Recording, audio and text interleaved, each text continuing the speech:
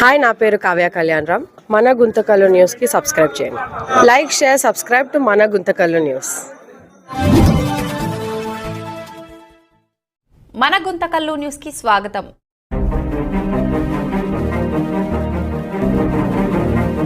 Housing board colony అంగట్లో నేను ఒకటే ఉన్నాను. నా పేరు రమాదేవి. వచ్చినాడు సిగరెట్ ప్యాక్ అడిగినాడు 200 ఇచ్చి. ఒక సిగరెట్ ప్యాక్ ఇస్రాకి ఇచ్చి 18 రూపాయలు వెనక్కిచ్చిన. ఇచ్చినాక ఇంకొక సిగరెట్ ఇవ్వమ్మ అన్నాడు.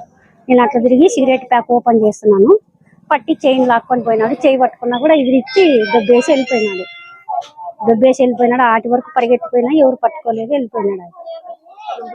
ఇట్లా పట్టుకున్నాడు, ఇట్లా మడతేసి పట్టుకుంటే చైన్ నేను పట్టుకున్నా. చేయి పట్టుకుంటే చైన్ నాకు రాలే.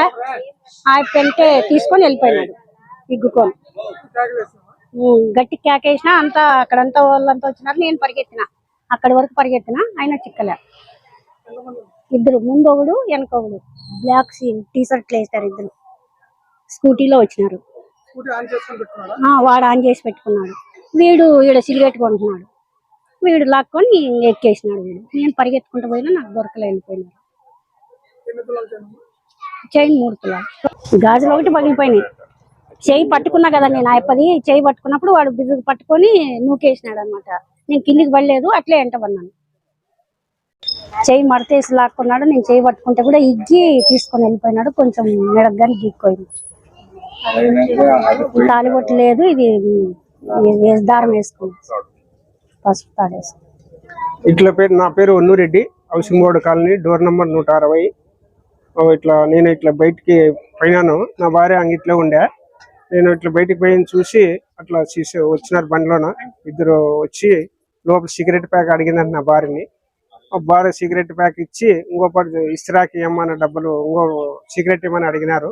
అందరు ఇంకో సిగరెట్ వెనక్కి తిరిగే లోపల దొబ్బి సైన్ లాక్కొని వెళ్ళిపోయినారు ఇద్దరు మనుషులు.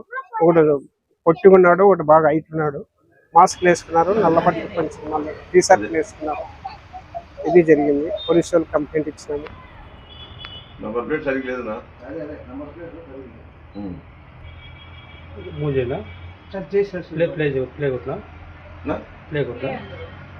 ఎక్కడ పోతుంది బయటకే పోయినా అందులో తగిలించే నిలబడేది పాపం చూస్తారు.